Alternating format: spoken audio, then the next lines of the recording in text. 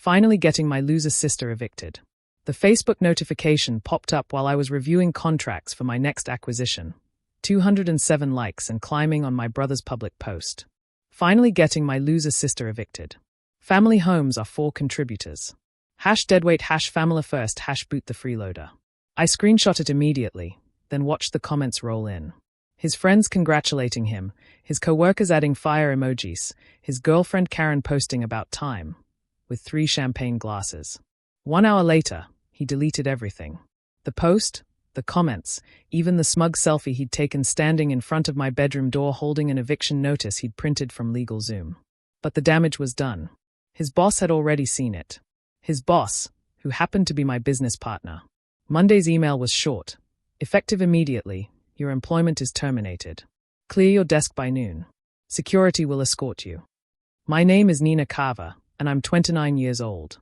For the past 3 years, I've been living in my childhood home, caring for our father with dementia while my brother Dylan posted motivational quotes about grinding from the apartment his girlfriend's parents paid for. The text from Dylan came at 7 a.m. Monday, while I was administering Dad's medication. What did you do? I replied with a screenshot of his own post. You did this, Dylan. I just happened to have the right business connections. My phone immediately started ringing. I let it go to voicemail 5 times before finally answering. You got me fired. Dylan's voice cracked like he was 15 again, caught stealing from Mom's purse.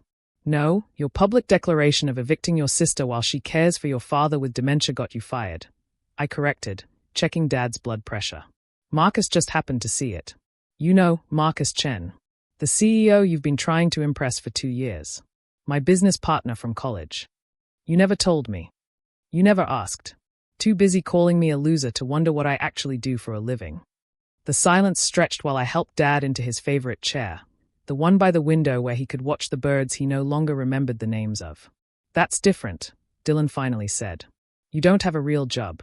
You just sit around with Dad all day.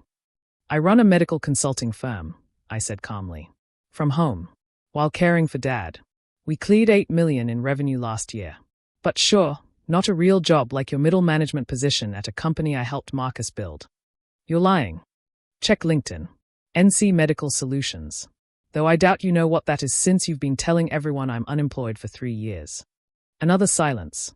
I could hear frantic typing. This says you have 40 employees. 42 as of last week. We just hired 2 more data analysts. Both probably make more than you did, by the way. Why didn't you tell anyone? His voice had shifted from angry to something closer to confused. I told Dad every day. Not his fault he couldn't remember. I told you 2 Christmases ago, but you were on your phone posting about success mindset and cutting toxic people. Mom knew before she died. She's the one who encouraged me to start the business. Mom never said. Mom knew you'd try to take credit or ask for money or, I don't know, publicly humiliate me on social media for clout. I adjusted Dad's blanket as he dozed. Looks like she was right. This is entrapment or something. This is consequences. You posted on a public platform that you were evicting your sister. Marcus, who follows you because you literally begged him to at last year's company picnic, saw it. He texted me asking if I was okay, if I needed help. I told him no, I was fine, but maybe he should reconsider employing someone who brags about making his sister homeless while she cares for his sick father. You vindictive. Accurate. The word you're looking for is accurate. Everything Marcus read was your own words. Your own hashtags.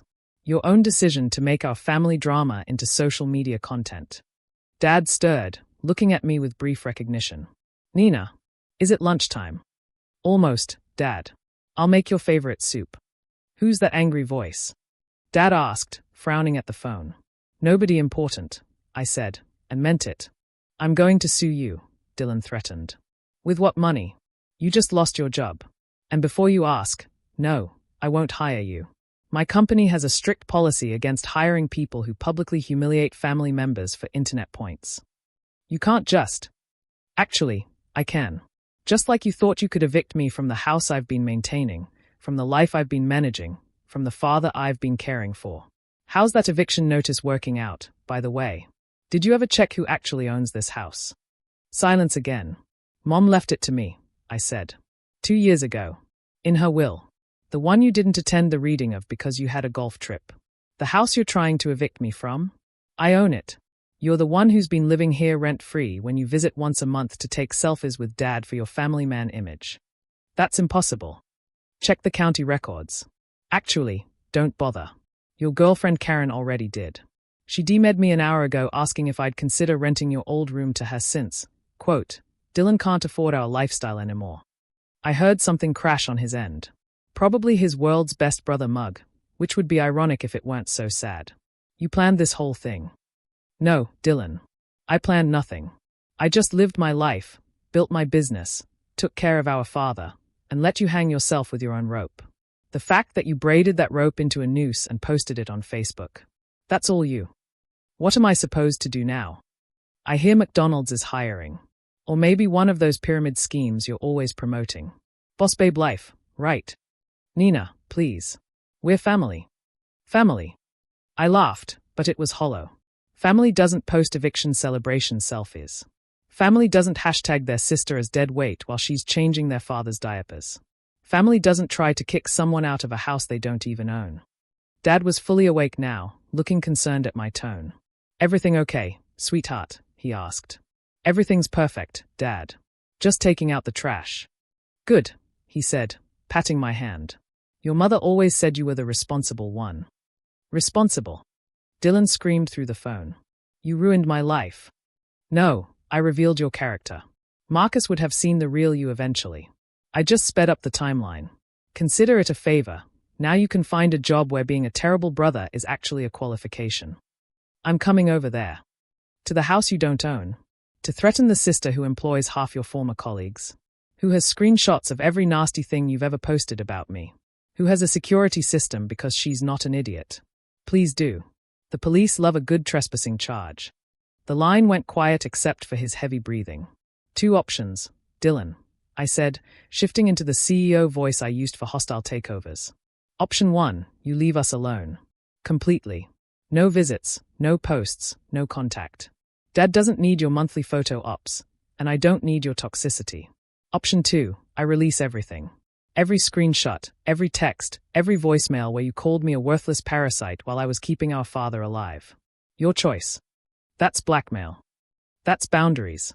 Something you should have learned before posting about evicting me for the engagement metrics. What about Dad? What about him? You haven't had a real conversation with him in 2 years. He doesn't even remember you most days. The only person who loses here is you. This isn't over. Actually, it is. Your key won't work. I changed the locks after Mom died. Your stuff is in storage unit 47B on Riverside. 3 months paid. After that, it's your problem. The access code is your birthday, since I know you'll never remember mine. I hung up and blocked his number, then turned to Dad. Want soup now? I asked. That would be nice, he said, then frowned. Was that Dylan on the phone? No, Dad. Just a wrong number. He nodded, satisfied, and went back to watching his birds. My phone buzzed with a text from Marcus, saw the post before he deleted it. Offering you full acquisition terms for the medical practice. You deserve partners who value you. I smiled, texting back, let's discuss over lunch. I know a great place that just had a table open up. The former occupant was dead weight. Outside, a car pulled up. Dylan's, from the sound of the badly maintained engine. I watched from the window as he tried his key, then kicked the door, then saw the security camera and quickly retreated. His Facebook post that morning had promised he was finally getting his loser sister evicted. He was right about one thing. Someone was getting evicted. It just wasn't me.